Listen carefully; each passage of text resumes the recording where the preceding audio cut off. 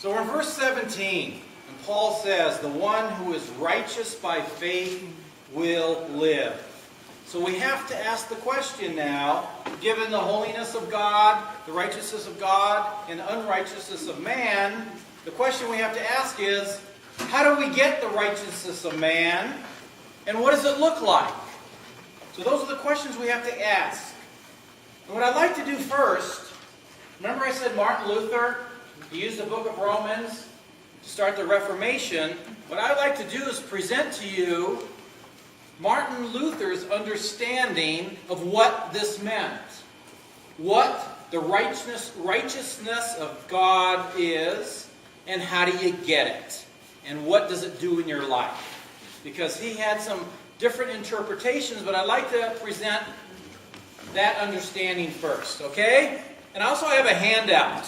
I spent all day putting this handout together, but it kind of summarizes what this is all about. And this is a biggie, folks. If you can remember this, this is really, really important. So, the Protestant understanding of getting God's righteousness. Remember, this is the goal. How do we get that righteousness? Luther, Calvin, Zwingli, and the other reformers, this is what they understood and taught. They taught that you get Christ's righteousness in a legal manner. It's a legal transaction. Something like this. There's a courtroom setting. There's a person. He's on trial. He's convicted of murder. He receives the sentence of death. He's supposed to be executed. Okay? He's ready to be executed. A person steps in and says, I will take the punishment upon myself for that guilty felon. So the felon is pardoned, and that other person takes the punishment. Are you with me? That's the courtroom setting. Okay? Now let me zero in a little bit more in a spiritual sense. And this is how those reformers defined it. And again, what we're talking about is the material principle of the Reformation. This is the biggie. Okay? So let's go a little more spiritual level. A person originally is separated from God by original sin, right? Yep. So far, so good. Okay? That person places his faith in Christ. Okay? Conversion experience. Okay? And then, when a person does that, God declares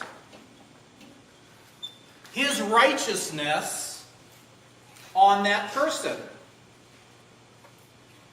In other words, Christ's redemption on the cross now. Remember the redemption? Christ died for everyone. God declares now that that person is righteous in a legal manner. In other words, Christ dying on the cross now covers that person. Okay? And I'll get into it in a little more detail here.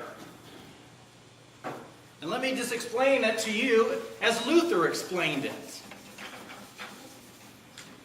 Luther explained this, and he called this the dunghill analogy. Does anyone know what a dunghill is? This is how he did it. Dunghill. It's a pile of manure. Okay? So this is what Luther said. You know what I just drew? A person. Okay, not the best drawer here. Okay, so this is how Luther said it. The person, he is just like a pile of manure. He's making the analogy. A person born with original sin is separated from God, right? Okay, he's just separated. So he makes an analogy. This guy is a pile of manure. But he says, when that person places his faith in Jesus, either saying a sinner's prayer or, converting, yes, Jesus, I believe in you. He goes, now the righteousness of Christ covers that person. Okay? So that person there, the pile of manure, what does a pile of manure smell like? Okay, unpleasant. That's really us. Let's be realistic, in a state of sin. But when you confess, say the sinner's prayer, however you undergo the conversion experience, Christ now covers you like a blanket. So think of it, a blanket going over the manure pile. Okay? A beautiful white blanket goes over that stinky manure pile. And there's a name for this process that Luther gave.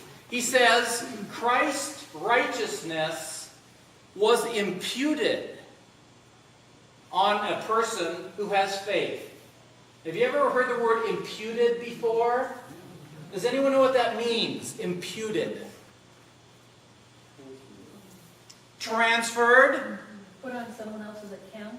Yeah, put on someone else's account. So, this is what Luther taught. Christ now righteousness, because he died on the cross, his righteousness, the righteousness of God, covers that sinful person.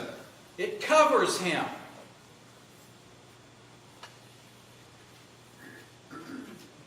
And then, now this stinky person is covered by the beautiful cloak of Christ.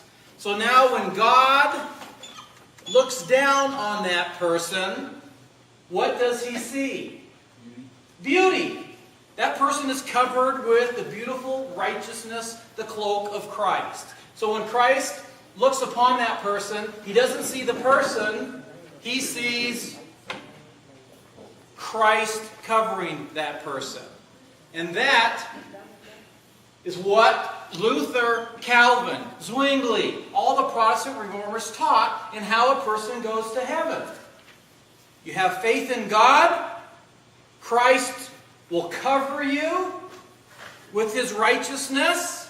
God sees not the stinky you, but Christ's righteousness. And that, because he sees that, this is what allows you to go to heaven. Are you with me? I'm just telling you what they taught. Okay? Now, let's analyze this a little bit.